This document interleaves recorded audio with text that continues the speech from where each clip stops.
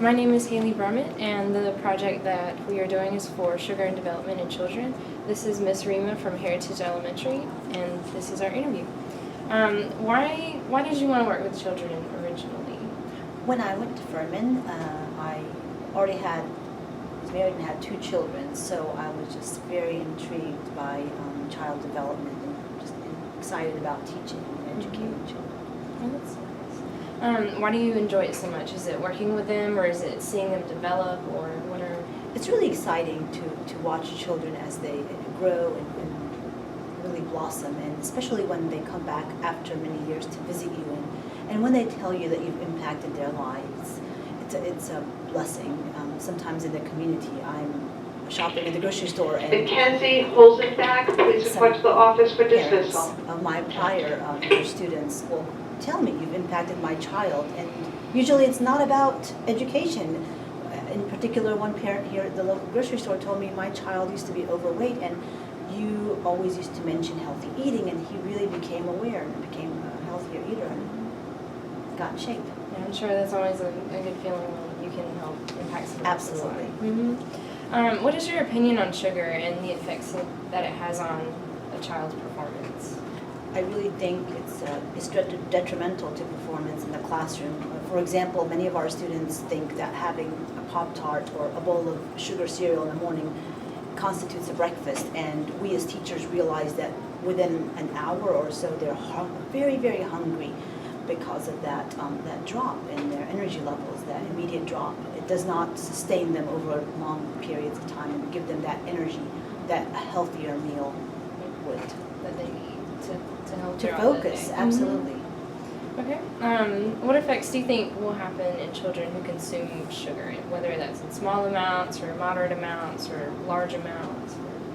A good question. In small amounts, as long as they're aware of the amounts that they're consuming and the impact sugar has, I think it's fine.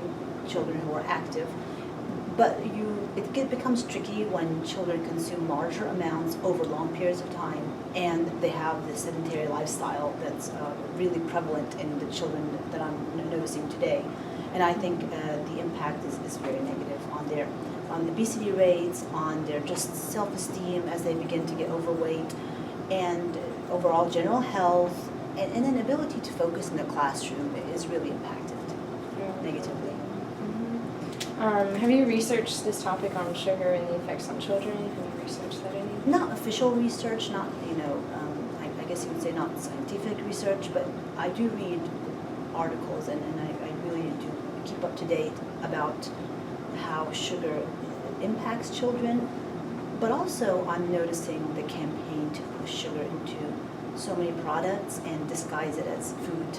And I think that's really threatening in our population, especially in this area. Do you have any bias towards the topic on sugar and development in children? I mean, I do have a bias, but I think my bias is substantiated by evidence that sugar is detrimental to their health, physical, to their focusing abilities. I really do think that my bias it's founded in science. Okay, so it's not a negative bias, it's more of an informative. Exactly, it's more of bias. an informative, very good. Okay. What do you base your opinion on? Is that just research, or is it observing the children that you work with, or your own children? Very good. So it's all three. I because of the articles I read in the science that studies the impact of sugar and how it's the addictive nature of sugar and how the brain reacts and responds to sugar. Because of that research and because of what I read, also because of what I observe in my students and their focusing abilities, those who bring the Lunchables and count that square processed food package as a lunch, as a meal, what happens to them in the afternoon compared with the children who bring real food and really eat a meal that's balanced and nutritious. I observed the differences, and they're very stark. They're very, very obvious differences. And then I noticed it with my own children. I noticed my own children packing lunch boxes that are full of healthy meals and being able to say, I was full after your lunch, Mom, as opposed to children who, in my classroom, who do not eat real food. And then they're hungry hours later. Within minutes sometimes. It's very sad. And after Halloween, we have big lunch boxes full of Halloween candy.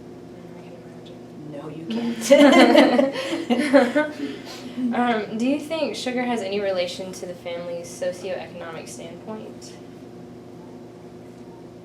From my observations, yes. Unfortunately, the children who come from families, in my experiences as a teacher, the children who come from families that have higher levels of education tend to really be cognizant of what they pack for their children, of what they allow their children to choose in the school cafeteria. And the children are the ones from the families with higher education levels, they tend to try the vegetables and eat the fruit. Whereas the children who come from families with lower educational levels and lower socioeconomic status tend to be the ones who bring processed foods day in and day out and consider that the meal. Yeah, and that's never a good thing. Unfortunately, it's not, because they are usually the children who are already behind, coming from backgrounds not having been read to.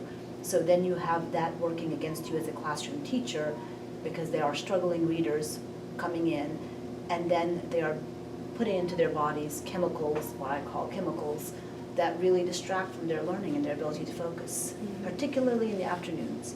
So they come to you in the morning, sometimes they have that meal that quickly drops their levels of energy. And then in the afternoon, they have another processed food meal. It's very hard. Is there a significant difference in the types of children who consume sugar? For example, the children who consume a moderate amount of sugar, are they from a low-income family, or the children who consume moderate amount of sugar, are they overweight or obese? The children who do consume the most amounts of sugar tend to be from the low socioeconomic income families, and they do tend to be, for the most part, the ones, from my observations, the ones who are obese and overweight. And it's a very sensitive topic. I make sure that I'm very, very cognizant of emotions, because this is in no fault to children's or the parents, frankly. It's just an overall public health disaster that what's happening. And we just need to get the word out to children in a non-intimidating way, to parents, and without belittling anybody, that this will help your child, that this is a better way of eating, and that slowly we need to change our eating habits, all of us. And once you're aware of the science behind the addictive nature of sugar, and once you teach children to be aware of that and that advertising market, I speak about that in my fourth grade classroom. I would mention the advertising and how nobody ever jumps and gets happy for my pumpkin seeds or for anything that's healthy. And I actually show the children how you can add fun stuff to salad. I let the children make my salads, and they actually come up to me and say, Mrs. D, do you never eat dessert? I'm like, yes, I do. And I pull out my dark chocolate. And I tell them every once in a while, it's okay. And if it's a really, really bad day, why not regular chocolate Hershey Kisses? So we always talk about in moderation in my class. So if you're the teacher, you have to model these things. And again, that the key is in a non-intimidating way, because parents, you do not want to ever insult or belittle anybody, because you make them feel like they're not as educated as you. It's just to inform them. Absolutely, absolutely. All right. Well, thank you. You're welcome.